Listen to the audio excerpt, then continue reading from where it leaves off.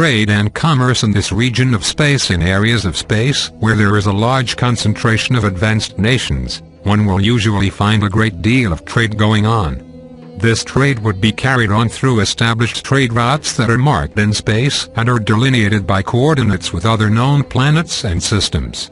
In the region of space where Earth exists, where there is a large concentration of trading nations, there are several major routes and many minor routes that are used for trade. Some are open for all travel, and some are private and can only be used by certain groups who maintain these routes for themselves. Large routes are usually protected by a security force that is generated by the overseeing body that manages that particular route.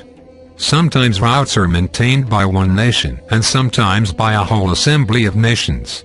Very large trade routes in the greater community are managed by large overseeing organizations who provide travel protection for all of their member or client states and nations.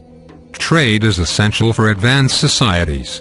As races gain greater technological advantages and as their populations increase, they usually outstrip their world's natural resources and must trade and explore for the fundamental things that they need. The greater the technological development, the greater the need for resources. Many resources used in advanced forms of technology are quite rare and must be gained from afar through a complex system of trade and commerce. Many materials are brought from outside the region where a nation usually functions. Negotiations and contracts can be complicated, as there are many competitors for these kinds of resources. The extent to which a nation must trade will compromise its self-determination and in some cases even undermine its sovereignty entirely. It is common for young, emerging races such as your own to fall under the domination of foreign powers as a result of becoming dependent upon certain forms of foreign technology. In some cases, this domination is outright and complete.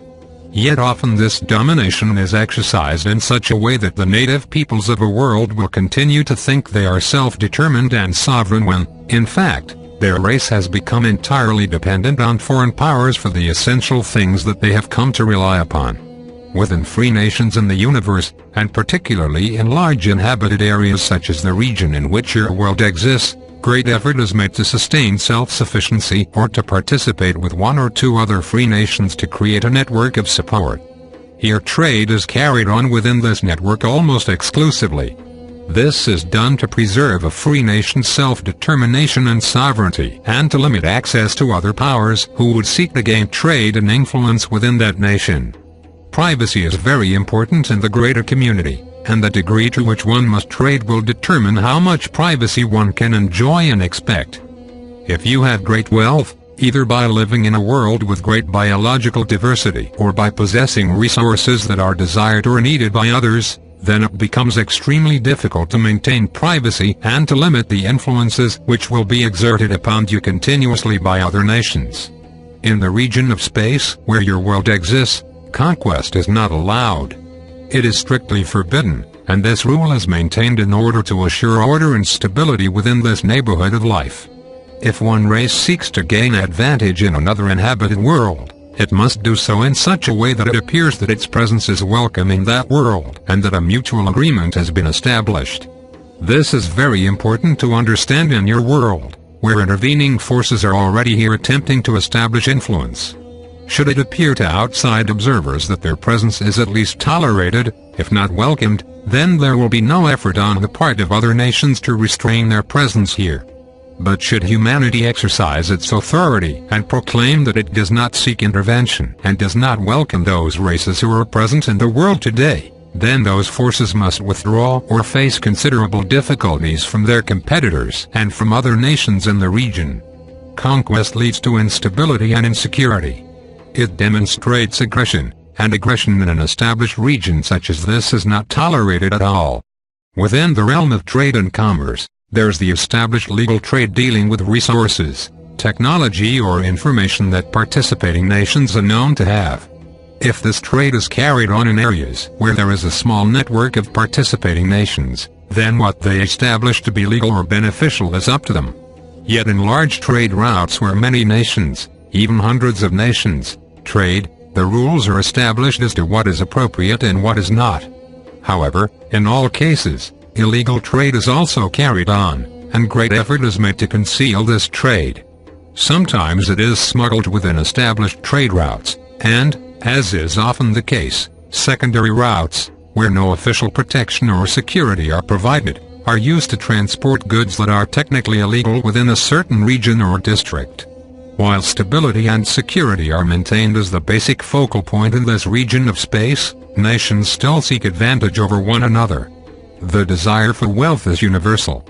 This, of course, generates illegal trade regarding things that are deemed socially inappropriate or that are considered hazardous to the security and stability of a region. Dangerous drugs, certain biological elements, slavery trade and things like this are generally included in the list of items that are considered illegal and inappropriate. Free nations that are self-sufficient or that maintain their own trade networks can remain relatively anonymous as long as they do not demonstrate that they possess any unique wealth or advantage. They are thus free from many of the difficulties involved in illegal trade and in piracy, which occur even in established regions and which are certainly a problem in outlying districts and in territories that remain uncharted. Trade and commerce are both a benefit and a hazard. They provide a nation with access to resources that its world or collection of worlds does not possess. Yet they carry great hazards because wherever there is commerce, there is influence, and wherever there is influence, there is competition. Here one must gain great sophistication and establish very clear and sustained rules of engagement regarding commerce with other nations. And there must always be great care that the risk of contamination is kept to a minimum or is avoided altogether. In trade and commerce, there are always attempts to discover the inner workings of nations through the avenues of trade. Espionage is not uncommon and has achieved very sophisticated expressions. Persuading individuals in other nations to divulge information or to provide access to opportunities or to other networks is continuous between trading nations. So while nations may not be at war with one another, they are certainly competing, and if one nation has an advantage, all the others want to know what it is and how it can be counteracted. Tremendous resources are brought to bear in this matter. It is so much like your world, except that it is happening on such a greater scale, with many more participants, and has taken on far more advanced and sophisticated demonstrations. If a nation loses its self-sufficiency and must seek abroad for its basic requirements, such as biological resources, basic technology, food and essential medicines, it will be very difficult for that nation to remain independent and self-determined. It will have to yield to the terms that are provided, and this can be a very difficult situation. As the need for resources is everywhere, the need for food supplies, for biological materials, for materials for the development of medicines, for metals, for information and for many other things, it can be very difficult for a small nation to acquire what it needs without making serious concessions. All nations that are involved in contact in the greater community have their secrets, of course, and some protect their proprietary information with great effort and determination. Yet this is difficult to do in the greater community for reasons which will be discussed through the series of teachings provided here. Everyone has their secrets and everyone is trying to know each other's secrets. So while there can be cooperation between nations and sometimes even a close interdependent bond between nations or amongst a group of nations, the problems of secrecy and the problems of unequal wealth continue. Many nations and the greater community have united with others to create networks of trade.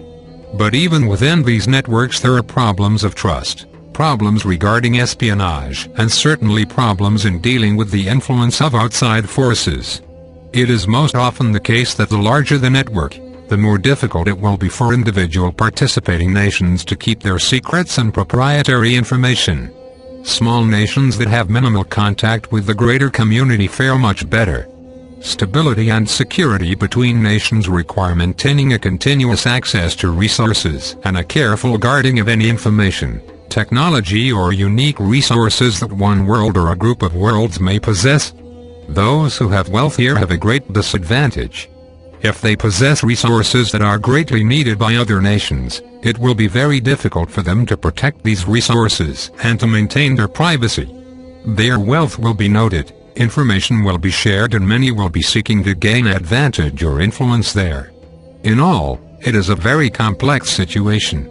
Strict rules of conduct have been established in order to maintain stability and to avoid any breakdown in the functioning of trade and commerce. These rules are often maintained by courts and are supported by security forces with an emphasis on honesty. Here corruption is certainly a problem. Involving trade between many participating nations, corruption becomes counterproductive if one is attempting to establish security and stability in a large region. If your behavior becomes unethical or untenable, others will not engage with you in commerce. You then become isolated. The risk of isolation for a trading nation is an immense threat, a threat that is usually sufficient to convince that nation to behave in alliance in accordance with the wishes of others. That is why losing your self-sufficiency is such a great disadvantage. You will have to conform to the expectations of others and to the rules of commerce if you are in such a position. As no one is perfect in the physical universe, there of course is crime and deception. Some of these problems are local while others are manifest everywhere to some degree. Competition can breed innovation, but it also breeds deception.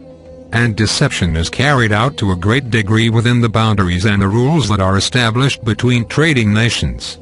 This has led to some amazing creations and many methods in determining the honesty and sincerity of others. Even technology has been established to determine the truthfulness of one's statements, one's contracts and one's declarations. As lying and deception are dangerous, they have been counteracted in many ways. This has led to great stability, as it becomes counterproductive for any trading nation to try to deceive its partners because deception has become easier to detect and the threat of isolation is always there.